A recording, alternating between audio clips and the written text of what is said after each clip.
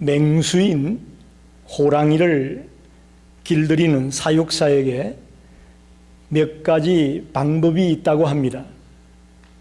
첫째는 살아있는 먹이를 절대 주지 않는다고 합니다. 그의 그 포악한 본성을 제거하기 위해서 살아있는 먹이를 주지 않는다는 거예요. 두 번째는 그 호랑이의 심리 상태를 잘 알아야 된다고 합니다. 배고플 때의 모습, 또 배가 부를 때의 모습, 그런 것들을 잘 파악하고 있어야 된다. 그리고 세 번째는 절대로 등을 보이지 말아야 된다. 그 맹수 앞에 사육사가 등을 보이면 안 된답니다. 그리고 가장 중요한 것은 그 맹수 앞에 당당하게 맞설 수 있는 기세를 가지고 있어야 된다는 거예요. 그래야 그 맹수를 사육할 수 있다는 것이죠. 요즘 한국 TV 프로 중에 개는 훌륭하다라는 TV 프로가 있습니다. 그 프로에 보면 맹견, 사람을 막 해치고 물어뜯는 그런 맹견을 길들일 때에 이 개 조련사가 기 싸움에서 이겨야만 그 맹견을 훈련시킬 수 있다는 거예요. 주인들이 그런 맹견을 훈련을 못 시키는 이유가 기 싸움에서 지기 때문에 그 맹견을 훈련시키지 못한다는 것이죠. 여러분, 이렇게 호랑이나 또 개나 이런 것들을 사육하는 데도 다양한 방법이 있습니다. 하물며 만물의 영장이라고 하는 우리 사람들을 다루시는 데 있어서 왜 방법이 없겠습니까? 카네기가 쓴 인간관계론이라는 책을 보게 되면 성공의 85%가 인간관계에 달려있다. 즉 사람을 어떻게 다루느냐에 달려있다라고 그 데일 카네기는 말하고 있습니다. 여러분, 우리 인간을 창조한 하나님이야말로 우리 인간을 가장 잘 아시는 분이라고 믿습니다. 우리 인간들을 가장 잘 다룰 수 있는 분이 누구냐? 하나님입니다. 우리 오늘 본문 속에서 하나님이 이스라엘 백성들을, 유대 백성들을, 오늘 믿음의 백성들을 어떻게 다루시고 있는가를 발견하기를 원합니다. 그 속에서 주님이 말씀하고자 하는 음성을 듣기를 원하는 것입니다. 이제 우리는 드디어 이사야 28장에 들어왔습니다. 1장에서 12장은 유다에 대한 심판을 예언하고 있고 13장에서 23장은 열국에 대한 심판, 이스라엘 그 주변 국가들에 대한 심판을 얘기했고 또 24장에서 27장은 이사야의 소묵시록이라는 제목으로 미래의 종말의 사건을 이사야가 다루었습니다. 이제 오늘 28장부터 35장까지는 심판과 축복의 노래를 말하고 있다. 이렇게 제목을 붙일 수 있습니다. 무섭게 심판만 얘기하는 것이 아니고 간간히 축복도 얘기하면서 그들에게 말씀을 주고 있습니다. 그런 중에 오늘 28장 23절로 29절에 지혜로운 농부의 비유가 나와 있습니다. 농부는 하나님을 가리킵니다. 곡식과 씨는 그의 백성들을 가리키고 있습니다. 농부가 농사를 지을 때도 순차적으로 해야 될 일이 있습니다. 예를 들면 이런 거죠. 먼저 밭을 잘 기경을 하는 거죠. 쟁기질을 해가지고 밭을 잘 평탄하게 만들고 부드럽게 만들어 놓는 작업. 그 다음에 파종 작업이 있습니다. 씨를 뿌리는 작업. 그리고 이제 추수를 해서 알곡을 거두들이기 위한 그 단계가 있습니다. 지혜로운 농부가 이렇게 단계별로 농사를 짓고 있는 말씀이 오늘 본문에 나와 있습니다. 하나님께서 유다와 이스라엘 백성들을 이렇게 다루시겠다는 거예요. 더 나아가 오늘 하나님의 자녀들을 하나님은 이런 단계별로 기르시고 인도하시겠다는 말씀입니다. 이 말씀을 통해 하나님의 음성을 듣는 복된 시간이 되기를 간절히 축원합니다. 첫째로 쟁기를 통한 평탄 작업이 필요합니다.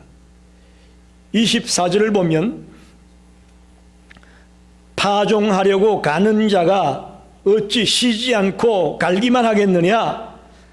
자기 땅을 개간하며 고르게만 하겠느냐? 라고 나오죠. 땅을 간다. 딱딱하게 굳은 땅을 씨를 뿌릴 수 있도록 고른다는 거예요. 부드럽게 한다는 거예요.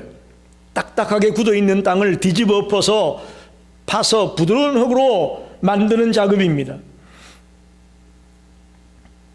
우리 성도님들 중에도 집에서 조그만 밭을 일구고 농사 짓는 분들이 계시죠.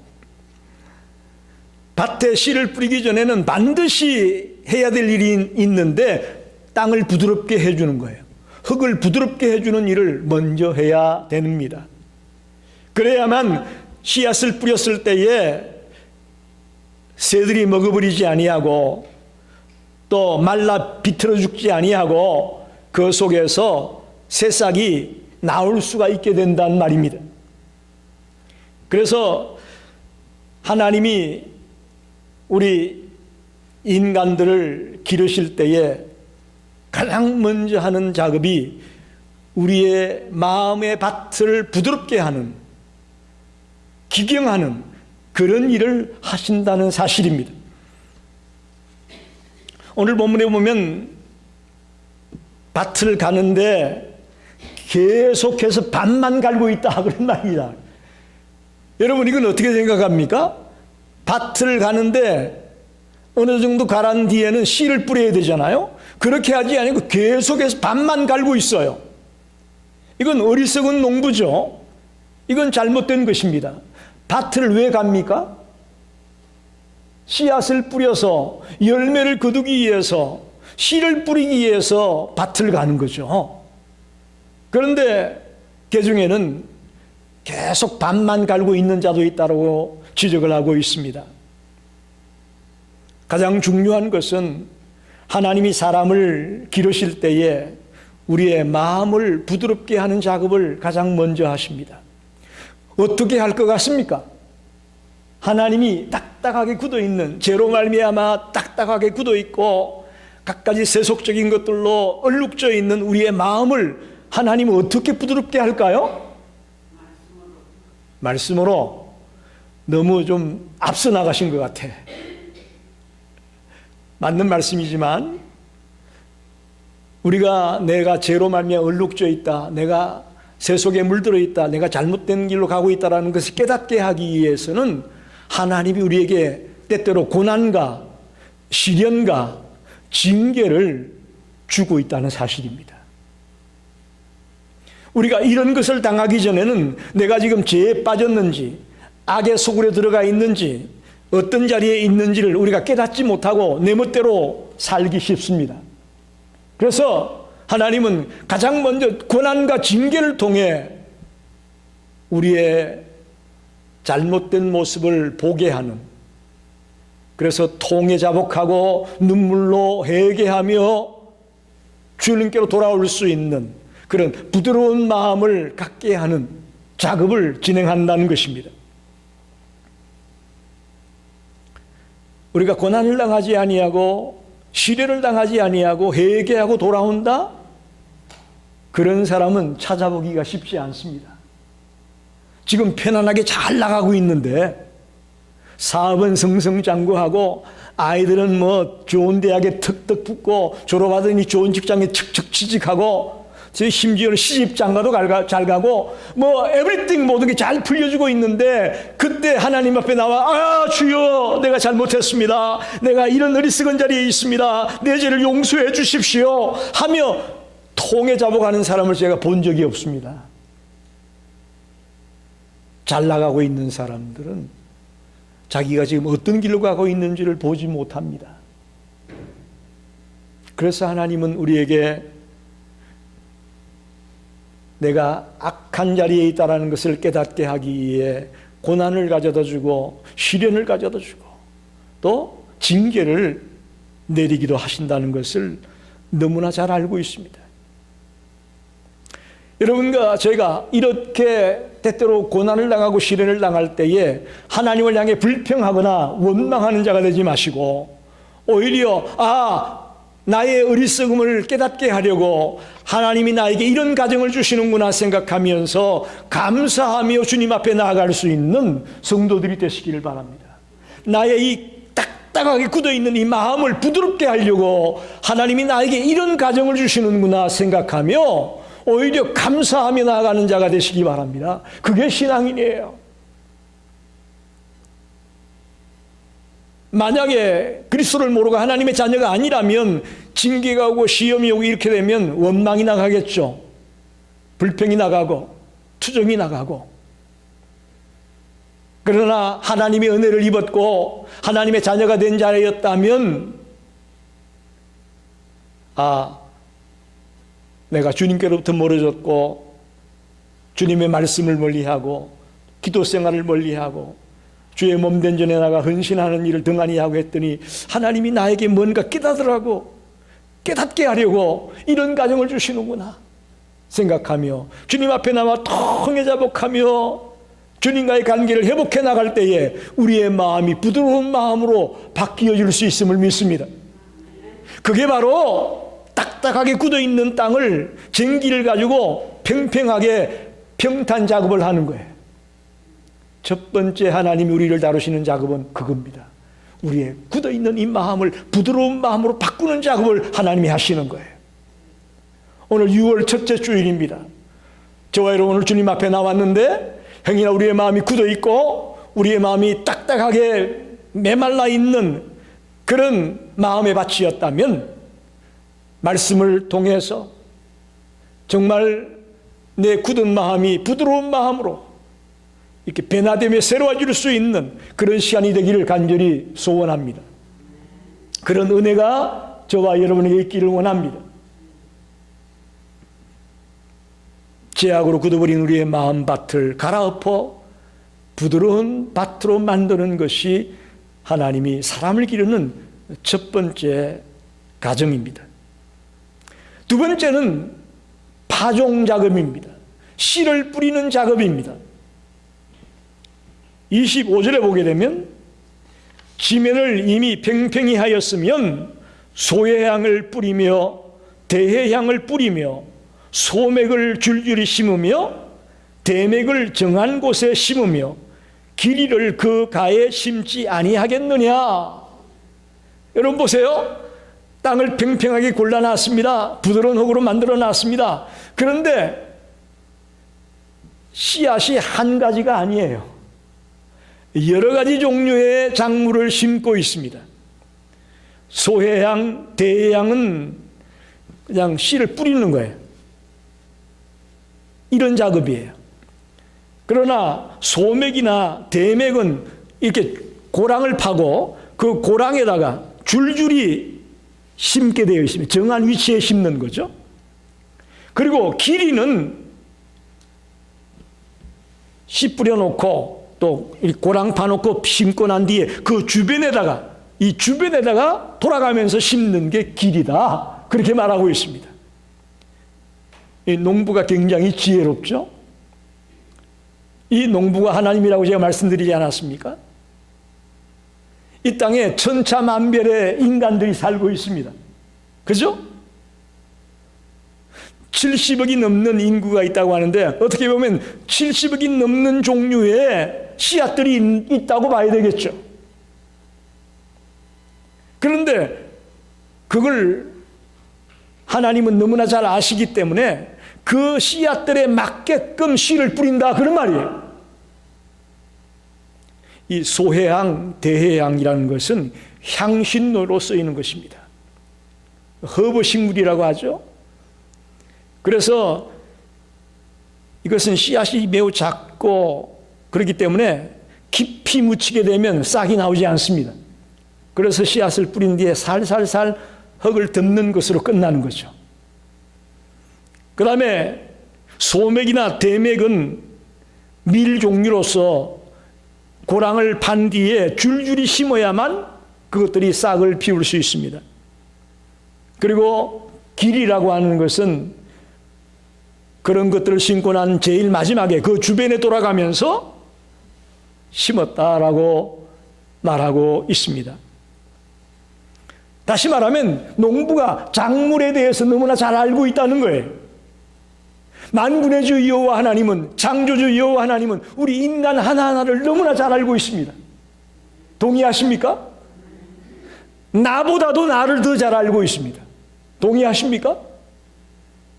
여러분은 내가 나를 잘 안다고 말할지 모르겠지만 여러분 한 사람보다도 여러분을 더 잘 알고 계신 분이 계시는데 바로 그분이 하나님이에요.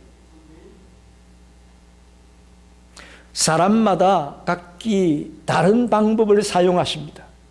왜? 하나님은 우리를 너무 잘 알고 있기 때문에, 나를 너무 잘 알기 때문에 저 사람에게 썼던 방법을 나에게 쓰지 않아요. 왜? 나는 저 사람하고 다르니까.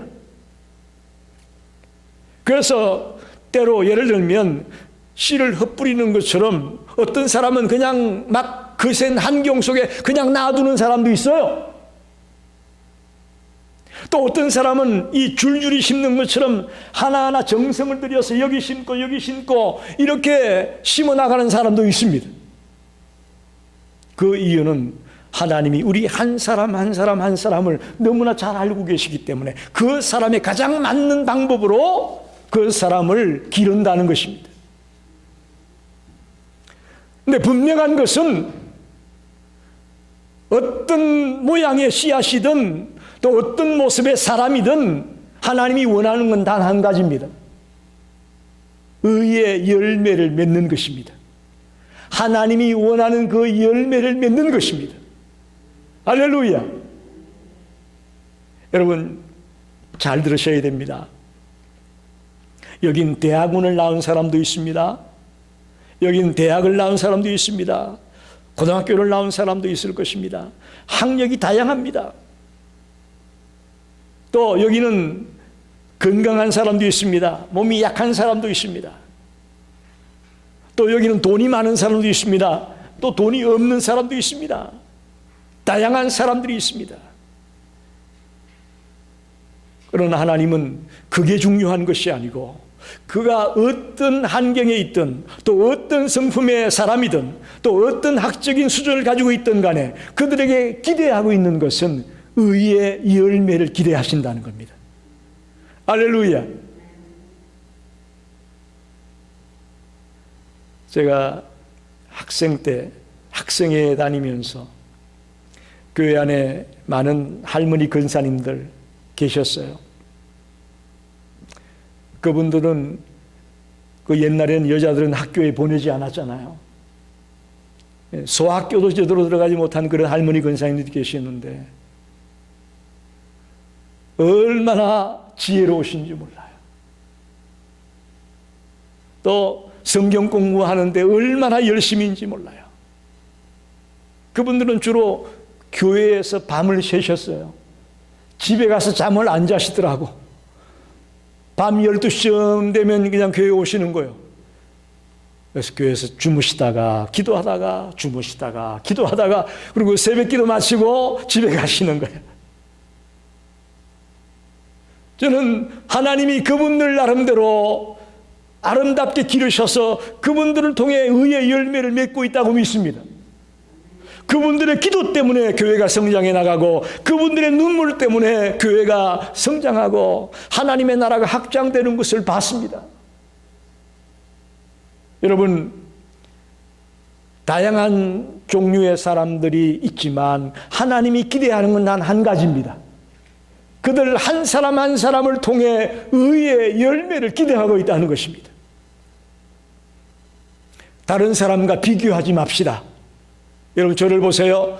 다른 사람하고 비교하지 마시라고. 자꾸 우리가 실망하고 좌절하는 것 중에 하나가 누군가하고 자꾸 비교한다는 거예요. 그건 오히려 자기를 해치고 또 자기를 넘어뜨리는 요인이 될 수 있습니다. 내 수준에 맞게끔 또 내 행편에 맞게끔 그것 가지고 최선을 다해 주님을 위해 살아가다 보면 주님이 원하는 열매가 나의 삶 속에 맺어질 것을 믿습니다. 최고의 열매를 맺어드리려고 몸부림을 치는 우리 성도들이 되기 바랍니다.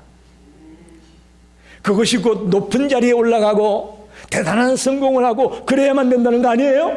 착각하지 마세요.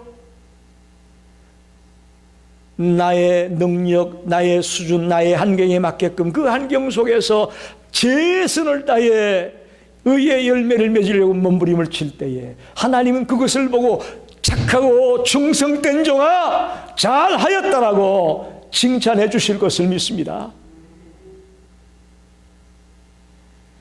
마지막 세 번째는 추수하는 단계가 있습니다.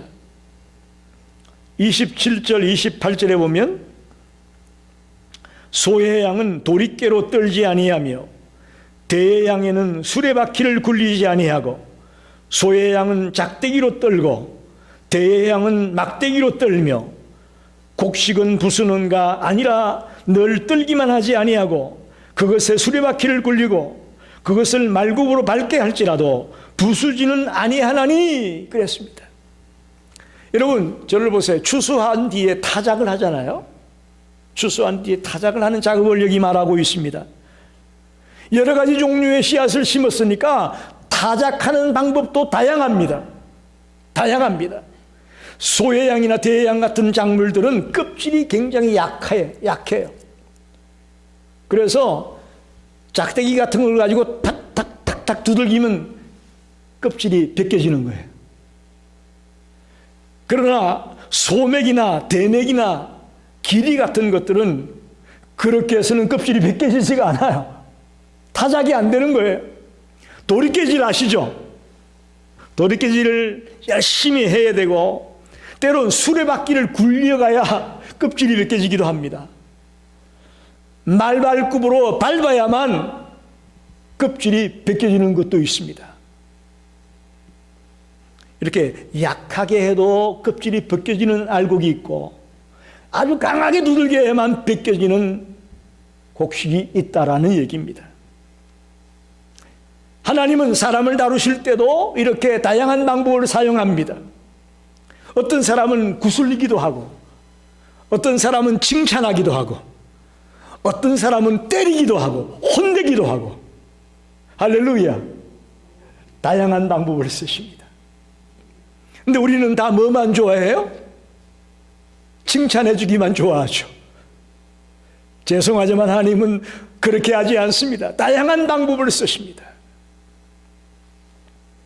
그리고 사람들을 때릴 때도 똑같은 강도로 때리지 않습니다. 어떤 때는 가벼운 죄를 지었는데 아주 아무것도 아닌 죄를 지었는데 아주 야단을 치고 혼을 내는 사람이 있습니다.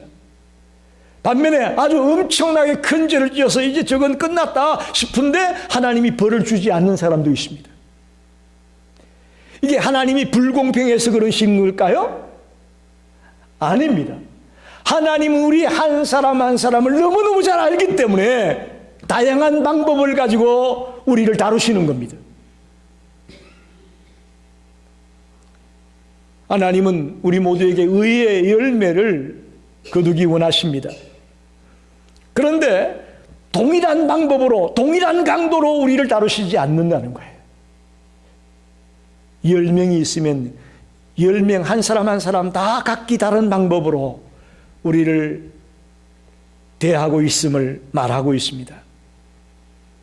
막대기와 같은 작은 연단을 가지고도 열매를 맺는 사람이 있고 도리깨질이나 또 수레바퀴를 굴리고 말굽으로 밟고 하는 그런 강한 연단을 통해서야만이 겨우 껍질을 벗고 돌아오는 자가 있다라는 거예요.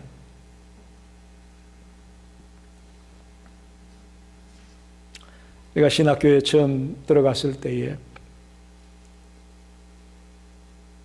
나이가 60이 되신 분이 신학교에 오신 분이 계셨어요. 그때만 해도 그런 게 가능했어요. 요즘은 뭐 그런 분들이 신학교에 신입생으로 들어올 수가 없죠. 그러나 저희 때만 해도 60이 다 되신 분이, 근데 나중에 알고 보니까 큰 회사를 운영하던 사장님이셨어. 그런데 사업도 망하고 몸에 병도 들고 그런 상태에서 이제 주님을 만나가지고 내 남은 생에 주님을 위해 살겠습니다라는 그런 심정을 가지고 신학교에 들어오신 거예요.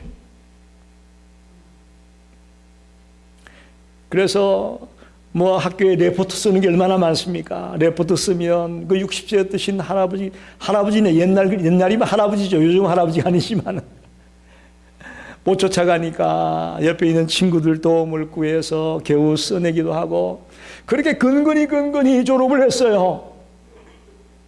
그런데 놀라운 건요, 그분이 제일 목회를 잘해. 할렐루야. 젊디 젊고 머리 싹싹 돌아가던 친구들은 가는 교회마다 힘들고 어려운데 이분은 졸업을 했더니 그냥 처음부터 대단한 교회를 목회해 가는 것을 봤습니다. 참 하나님의 방법이 신기하다라는 것을 고백하지 않을 수가 없습니다. 그냥 작대기처럼 약하게 연단시켜도 돌아오는 분이 있고 도리깨질로 수레바퀴를 밟고 말구로 밟고 하는 그런 강도 있는 연단을 통해서 그제서야 돌아오는 자가 있고, 이 타작하는 것 가지고도 하나님은 우리를 이렇게 다루고 있음을 말하고 있는 거예요. 그런데 28절에 보니까 이 곡식을 이렇게 여러 가지 방법으로 트는데 중요한 건 뭐예요? 알곡은 하나도 부서지지 않는다는 거예요. 껍질만 딱 벗겨지지 그 속에 있는 알곡은 하나도 부서지지 않는다. 저와 여러분이 여러 가지 시련과 고난과 어려움 속에서 주님께 돌아왔는데 궁극적인 목적은 우리를 하나님의 나라에 들어가려고, 하나님의 나라에 인도하려고 그런 여러 가지 시련과 환난과 연단의 과정을 통해 우리를 이끌고 있음을 보여주는 것입니다. 할렐루야. 하나님이 연단하다가 우리가 그냥 죽어버리면, 끝나버리면 어떻게 되겠어요? 하나님은 그렇게 하지 않는다는 거죠. 연단을 통해 하시고자 하는 목적은 우리를 하나님의 나라로 이끌기 위한 하나의 가정이라는 것이에요. 천국 창고에 거두들이기 위한 하나의 가정으로 때때로 연단이 있고 징계가 있고 환난이 있을 수 있다는 것이죠. 우리 하나님은 무지한 농부가 아닙니다. 농부들에게 이 농사의 지혜를 가르쳐 주신 분도 하나님입니다. 그렇기 때문에 하나님은 우리를 어떻게 다루어야 할지, 어떻게 길러야 할지 가장 잘 아시는 분이 바로 그분입니다. 그리고 우리를 하여금 의의 열매가 되어서 이제 저 천국 창고에 들어갈 수 있는 길로 인도하려고 지금도 불철주야 우리를 지켜보고 있고 우리를 인도하고 있음을 믿습니다. 말씀을 정리합니다. 하나님은 이 지혜로운 농부의 비유를 통해 유다 백성들을, 이스라엘 백성들을 어떻게 다루고 있는가를 말하려고 하는 것입니다. 더 나아가 오늘 우리들을 어떻게 다루고 있는지를 보여주고 있습니다. 첫째는 우리의 마음밭을 기경하기 원합니다. 죄악으로 말미암아 딱딱하게 굳어있는 이 마음을 부드럽게 하기를 원하십니다. 그래서 때때로 고난을 주고 시련을 주고 징계를 주기도 하고, 그래서 깨닫고 회개하며 눈물을 쏟으며 정말 주님 앞에 진정으로 돌아오기를 원하시는 것입니다. 씨를 뿌리는 방법도 그 씨앗마다 다 달라요. 그죠? 소해양, 대해양은 흩뿌리고 소맥대맥은 고랑을 파서 그 줄줄이 심고 기리는 그 주변에 이렇게 심고, 하나님은 우리를 다룰 때에 집단으로 다루지 않습니다. 단체로 다루지 않습니다. 1대1로 다루는 것을 기억하십시오. 맨투맨으로 다룹니다. 맨투맨으로 다룹니다. 아내가 신앙이 좋다고 남편이 저절로 하나님 나라 가는 거 아니잖아요? 어머니가 신앙이 아무리 좋다고 해도 자식들이 덩달아 하나님 나라에 가는 거 아니잖아요? 맨투맨입니다. 그 개개인의 성장 배경, 또 그의 성품, 그의 성질에 맞추어서 거기에 맞게끔 하나님 우리를 다루시고 있음을 기억하십시오. 타작하는 방법도 마찬가지였습니다. 똑같은 방법으로 타작하지 않았습니다. 소해양, 대해양은 짝대기로 턱턱턱턱 치면 껍질이 벗겨져요. 그러나 소맥, 대맥, 밀, 기리 이런 것들은 수레바퀴 갖고 바퀴로 그냥 그렇게 강하게 눌러줘야만 껍질이 벗겨져서 타작이 되는 거였습니다. 하나님이 우리로 하여금 의의 열매를 맺게 하기 위해서 동일하게 우리를 다루지 아니하고 A라는 사람은 이렇게 하고 또 B라는 사람은 저렇게 하고 각기 다른 방법으로 우리를 타작하는 것을 보게 됩니다.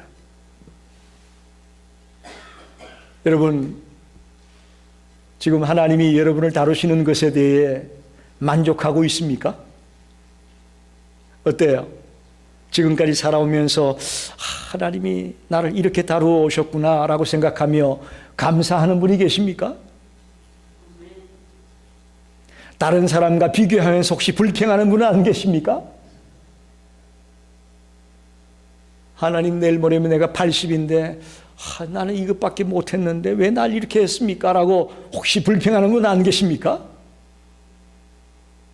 여러분, 제가 초반에 말씀드렸죠. 나보다 나를 더 잘하시는 분이 누구라고요? 하나님이에요. 그분이에요.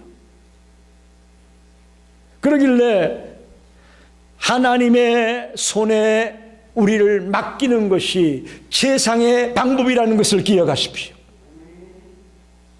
그래서 하나님이 우리를 다양한 방법으로 기르고 양육해서 의의 열매를 맺게 하실 줄로 믿습니다.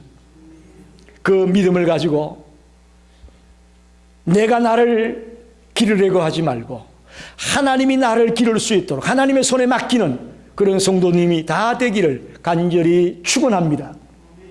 기도하겠습니다.